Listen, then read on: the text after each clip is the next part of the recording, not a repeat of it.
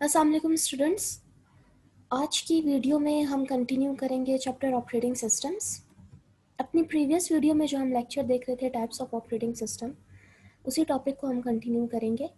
Previous video में हमने 5 different types of operating systems देख लिए थे, तो आज हम इसके 6th टाइप देखते हैं जो कि है multi processor operating systems. Multi processor operating systems उन कंप्यूटर्स पर यूज़ किए जाते हैं जिनके अंदर एक से ज़्यादा प्रोसेसर्स मौजूद हों या सीपीयूज़ मौजूद हों। अब एक कंप्यूटर में जो एक से ज़्यादा प्रोसेसर्स मौजूद होंगे तो हर प्रोसेसर का रजिस्टर और कैशे तो अपनी होगी, मगर मेन मेमोरी और इनपुट आउटपुट डिवाइसेस सारे प्रोसेसर्स आपस में शेयर करते हैं।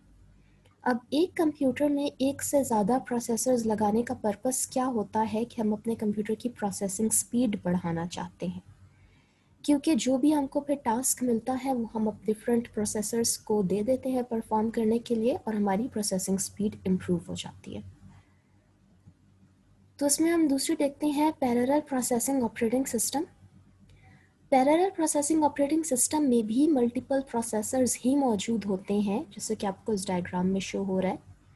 इसमें क्या किया जाता है कि अगर हमारे पास कोई एक टास्क आता है तो हम उस टास्क को छोटे छोटे हिस्सों में डिवाइड कर देते हैं और फिर हर प्रोसेसर को उस टास्क का एक पार्ट देते हैं परफॉर्म करने के लिए। तो उससे हमेरे पास क्या रिजल्ट निकलता है कि बजाय इसके कि हम एक ही प्रोसेसर को दे देते और वो उस पर टाइम लगाता तो उसको ट्रिपल टाइम लगता। अब क्योंकि हमारे पास 3 प्रोसेसर्स मौजूद है तो हर कोई अपना अपना जो उसको पार्ट दिया गया है वो उस पार्ट को कंप्लीट कर लेगा और हमारे कंप्यूटर की प्रोसेसिंग स्पीड इम्प्रूव हो जाएगी। अब पैरेलल प्रोसेसिंग सॉफ्टवेयर्स जो हैं ऑपरेटिंग सिस्टम्स उन कंप्यूटर्स पे यूज़ किए जाते हैं जिनमें हमारे पास मल्टीपल प्रोसेसर्स मौजूद हों। इसकी एग्जांपल सुपर कंप्यूटर्स है। सुपर कंप्यूटर्स में थाउजेंड्स ऑफ प्रोसेसर्स मौजूद होते हैं, तो उनमें parallel processing operating system use किए जाते हैं। फिर हमारे पास डिस्ट्रीब्यूटेड ऑपरेटिंग सिस्टम आ जाते हैं। डिस्ट्रीब्यूटेड का मतलब ये होता है कि जो डिफरेंट जोग्राफिकल लोकेशन पे प्रेजेंट होते हैं, तो यहाँ पर भी हमारे पास एक से ज़्यादा प्रोसेसर्स और सीपीयू तो मौजूद हैं, मगर ये एक कंप्यूटर के अंदर नहीं है जैसे अभी हमने पैरेलल में देखा, बल्कि हर कंप्यूटर के साथ उसका अपना प्रोसेसर और मेमोरी है और ये डिफरेंट लोकेशंस पे पड़े हुए हैं और हमने आपस में इनको कनेक्ट करवाया हुआ है। तो इसका क्या रिज़ल्ट निकलता है कि अगर हमने किसी कंप्यूटर के ऊपर कोई हम लोग प्रोग्राम्स रन कर रहे हैं और वो उसकी प्रोसेसर जो है इतना परफॉर्म नहीं कर सकता, तो वो क्या करेगा कि दूसरा कंप्यूटर जो उसके साथ कनेक्टेड है उसका प्रोसेसर उसको हैंडल कर लेगा और यूज़र को इस बात को पता भी नहीं चलेगा कि वो प्रोग्राम इसके अपने कंप्यूटर के प्रोसेसर में रन हो रहा है या दूसरे कंप्यूटर के प्रोसेसर में रन हो रहा है।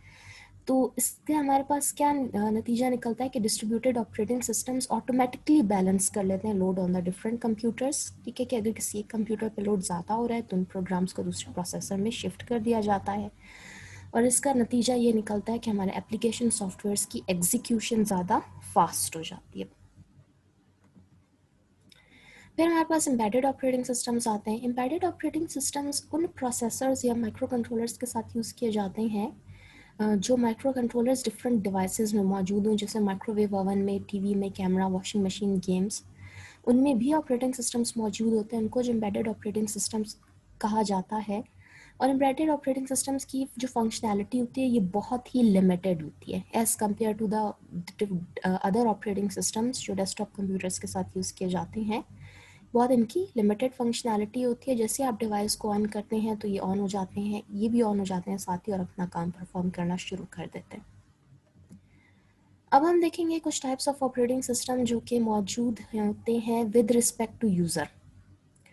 एक ऐसा ऑपरेटिंग सिस्टम जिसको सिर्फ एक ही बंदा एक वक्त में यूज़ कर सकता है उसको सिंगल यूज़र ऑपरेटिंग सिस्टम कहते हैं। इसकी टाइप में हमारे पास डॉस आ जाता है, डिस्क ऑपरेटिंग सिस्टम, जो हमने शुरू में पढ़ा था, और विंडोज़ के कुछ अर्लियर वर्जन्स भी सिंगल यूज़र ऑपरेटिंग सिस्टम में ही थे।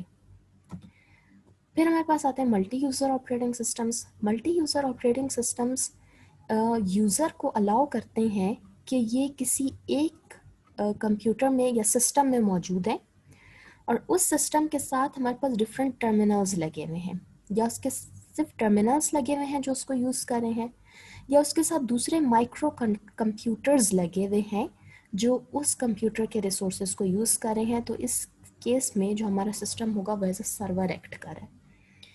तो ये किस किस्म के एनवायरनमेंट में यूज़ किए जाते हैं? बिजनेस और ऑफिस के एनवायरनमेंट में यूज़ किए जाते हैं एप्लीकेशन, सॉफ्टवेयर और दूसरे रिसोर्सेज वगैरह शेयर करवाने के लिए। इन ऑपरेटिंग सिस्टम्स की एग्जांपल्स में यूनिक्स के ऑपरेटिंग सिस्टम, लिनक्स के, विंडोज़ 2000 के बाद के जितने भी वर्जन्स हैं वो, और मैक ओएस के मैक ऑपरेटिंग सिस्टम, एक्स भी मल्टी यूज़र ऑपरेटिंग सिस्टम में ही इंक्लूडेड है। So this was our lecture today. Thank you.